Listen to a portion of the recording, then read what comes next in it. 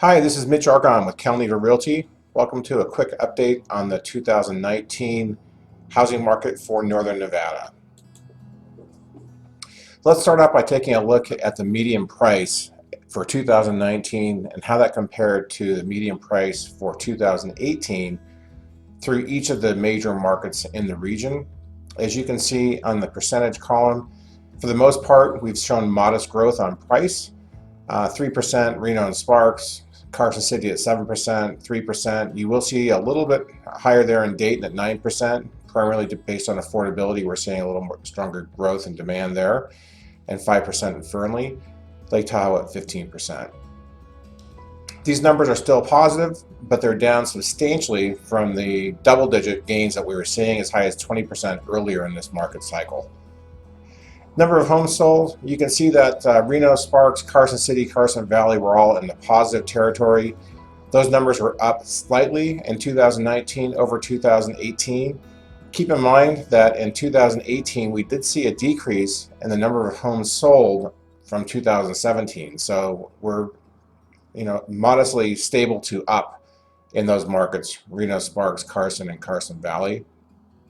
You'll notice that Dayton and Fernley are down, and that's consistent with where the other markets were in the prior year. So there's about a 1 year lag really in terms of the market dynamics between the larger markets up and down the 395, 580 corridor and Dayton and Fernley in Lyon County.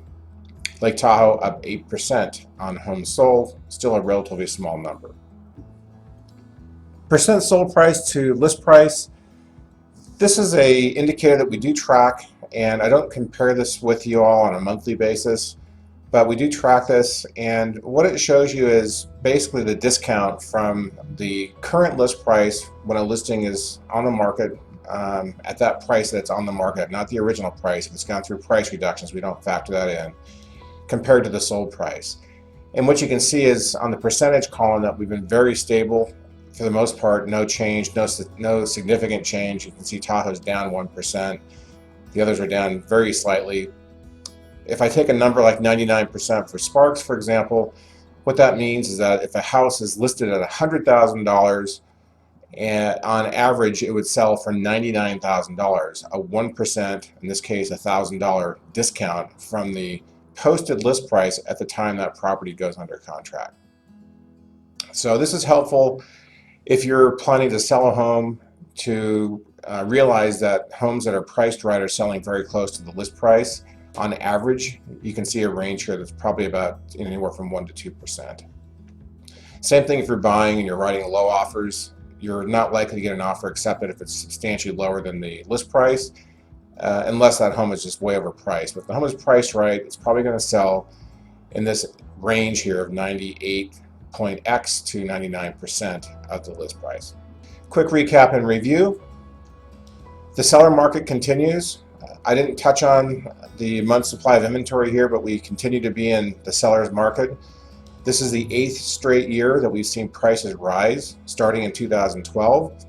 So most of the time these trends will run from 7 to 8 years. We're probably towards the tail end. You can see that from the rate of the price appreciation of this market cycle.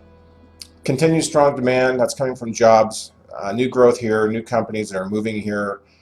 That's been well documented.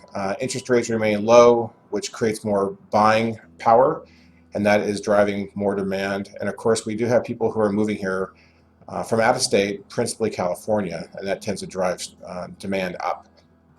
Supply is growing, but still not quite caught up, which is why we continue to be in a seller's market.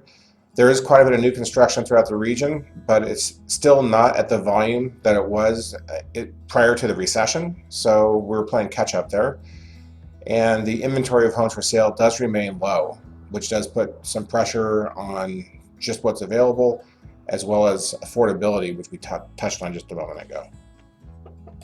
So this information is all in a report that we publish monthly. It's called the Greater Reno-Tahoe Real Estate Report. You can get to it from clicking a link just below this video here on the YouTube channel. And you can see a lot more detail if you choose to look at that, but this video is just a summary again for 2019 compared to 2018, a year in review. Thanks for watching. Look forward to seeing you next time. If you have any questions, please feel free to reach out, and any one of us here would be happy to help you. Thank you.